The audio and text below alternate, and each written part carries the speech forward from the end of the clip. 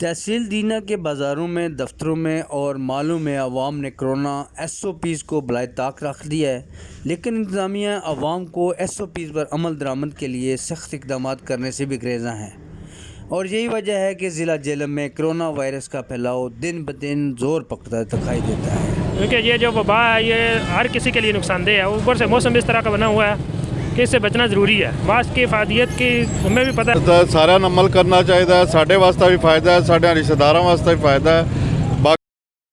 سابقہ incharge doctor ظہور الحق نے SOPs کے متعلق کچھ یوں کہا۔ کرونا کی وبا سب کو پتہ ہے، پوری دنیا کی طرح پاکستان میں بھی بڑی تیزی سے پھیل رہی ہے، اور سب سے بڑی وجہ اس میں احتیاط نہ کرنا ہے، اور جتنا زیادہ ماسک کا استعمال کریں گے اور سوشل ڈسٹنسنگ کریں گے، اس میں یہ ہوگا کہ اپنے آپ کو بچائیں گے، اپنے گھر والوں کو بچائیں گے۔